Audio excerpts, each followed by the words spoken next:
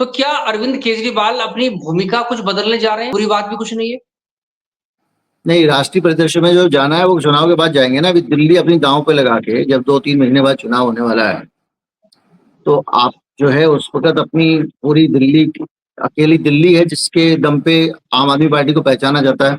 पंजाब में सरकार होने के बावजूद आपकी पहचान पंजाब से नहीं है, तो आप उसको दांव पे लगा के थोड़ी निकल पड़ोगे राष्ट्रीय अलग जगाने के लिए। निकल पड़ते हैं, वो दम नहीं है केजरीवाल में कि वो सब कहें कि अब आज से जो है हम दिल्ली की सरकार छोड़ते हैं। ये तो उसी दिन उनको छोड़ देना चाहिए था कायदे से कि भैया तुमने अब सारे पावर ही छीन लिए, हम जनता की सेवा नहीं कर सकते, तो हम पद पे रह के क्या करेंगे। तो वो उतनी उच्च स्तर के आदर्शों की उम्मीद नहीं की जा सकती है। और नेशनल कैनवास में केजरीवाल कोई बहुत ज्यादा कुछ बना लेंगे, कुछ हासिल करेंगे, इसकी गुंजाइश कम है। दरअसल केजरीवाल अब धीरे धीरे करके बाकी राज्यों में, दिल्ली में केजरीवाल के वजूद की का कारण था बहुत सारे पढ़े लिखे लोग जो इस देश को, समाज को बदलना चाहते थे, कुछ बेहतर करना चाहते थे, वो उनके साथ जुटे। उसके बाद उनकी सरकार ने, जो पहले से ही सरकारी दमन से, सरकारी नीतियों से निचड़ी हुई जनता है, उसको राहत दी, शिक्षा में, स्वास्थ्य में, बिजली पानी में, दूसरी चीजों में, तो एक जुड़ाव बन गया। लेकिन दूसरे राज्यों में इनके पास जो लोग आ रहे हैं वो चुके हुए कारतूस हैं, जिनको अपनी अपनी पार्टियों में जगह नहीं मिल रही है, महत्व नहीं मिल रहा है। कोई कांग्रेसी है, उसको लगता है कि कांग्रेस में तो मेरा कुछ होगा नहीं, मैं एक बार आम आदमी पार्टी ट्राई कर लेता हूँ। भाजपा ही है, उसको लगता है नहीं होगा। इस तरह के लोग इकट्ठे हो रहे हैं। हरियाणा में बहुत ज्यादा केजरीवाल का कुछ है नहीं। केजरीवाल का अपना गृह प्रदेश होने के बावजूद पिछले चुनाव में क्या मिला था उनको? 0.5% वोट मिला था।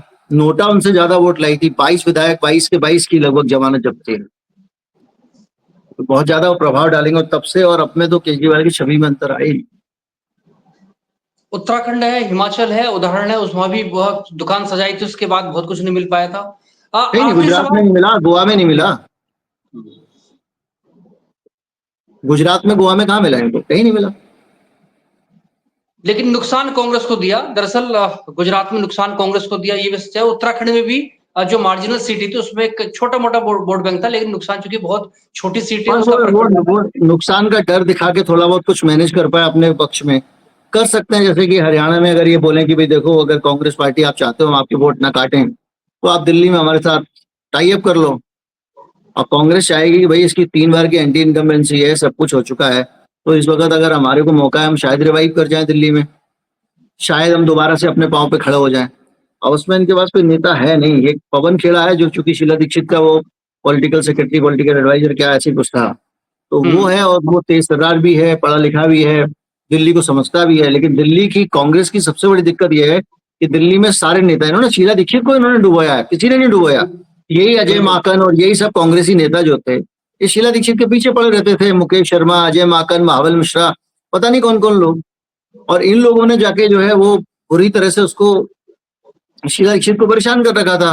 वो दीपचंद बंधु होते थे किसी जमाने में, कुछ भी आके कभी भी इकट्ठे हो जाना। और अभी इस बार के चुनाव में, लोकसभा चुनाव में भी यही हुआ। अब कोई भी पवन खेड़ा वगैरह आएगा तब भी उसके पीछे पड़ जाएंगे। ये तो केकड़ों की हंडिया है जिसमें एक कांग्रेसी दूसरे को ऊपर ही नहीं बढ़ने देता। संदीप दीक्षित रूठ गए थे, सब रूठ गए थे इस चुनाव में, कन्हैया कुमार को टिकट क्यों दे दिया? तो वो कांग्रेस का इसलिए थोड़ा मुश्किल है, इसमें कोई शक नहीं है। पर फिर भी अब देखिए उनकी लीडरशिप क्या सोचती है, क्या फायदा है उनको लगता है, क्या नुकसान लगता है, उस हिसाब से फैसला लेंगे। आखिरी सवाल। हालांकि चुनाव लड़ना सबका अपना अधिकार है, पार्टियां कोई परोपकार नहीं बनती, लेकिन जहां कांग्रेस सरकार में है या मौजूद विपक्ष है, ये एकमात्र विपक्ष है, वहीं पे आम आदमी पार्टी चुनाव लड़ने के लिए आती है। हरियाणा लेटेस्ट है। नहीं तो जाने दीजिए। देखिए बात यह है कि ये कांग्रेस की समस्या है, अपनी तो है नहीं। और सबको चुनाव लड़ने का अधिकार है, कोई भी कहां पे भी लड़े। लेकिन बात यह है कि चुनाव लड़के आप हासिल क्या कर रहे हो। दिक्कत यहाँ पे समझने की जरूरत यह है कि मोदी जो कहते हैं कि कांग्रेस मुक्त भारत, उनका जो मोटिव रहता है मोदी का, वो ये रहता है कि हम बंगाल में ममता बनर्जी को बड़ा करके रखेंगे, ममता बनर्जी का विरोध करेंगे, ममता बनर्जी से लड़ेंगे, इतना करेंगे कि लोगों को ममता बनर्जी के अलावा कुछ ना दिखाई दे। जिस राज्य में, अगर दिल्ली में केजरीवाल है, हम केजरीवाल के पीछे पड़े रहेंगे ताकि केजरीवाल रहे या बीजेपी रहे, तीसरा कोई ना है। तो कांग्रेस पार्टी को खत्म करने की ये स्ट्रेटजी है कि अलग अलग राज्यों में जो कांग्रेस के अलावा पार्टी हो सकती है, उस पार्टी को बड़ा बनाओ। तो उस सिलसिले में केजरीवाल को भी सपोर्ट मिलता है। तो वो आप कह सकते हो टीम बी वगैरह वाली जो बातें हैं वो उस हद तक जाकर तो सही होती हैं कि भाई भारतीय जनता पार्टी को लगता है कि अगर आम आदमी पार्टी दिल्ली में कमजोर होगी तो कांग्रेस स्ट्रांग होगी, और कांग्रेस अगर अलग अलग राज्यों में स्ट्रांग होती है तो नेशनल लेवल पे एक कांग्रेस ही तो है जो कंपटीशन दे रही है बीजेपी को। तो अगर देश में अपनी पकड़ बना के रखनी है तो अलग अलग जगहों पर अलग अलग लोगों को आगे करना पड़ेगा, ये उनकी स्ट्रेटजी है। बिल्कुल, वैसे भी कहावत है, दुश्मन का दुश्मन अपना दोस्त, एक पुरानी कहावत है। Krishna ji, thank you so much. फिर बहुत कभी बहुत इसी धन्यवाद। तरह किसी मुद्दे पर मुलाकात शुक्रिया, होगी। जरूर। Thank you so much. Thank you Shekhawat साहब।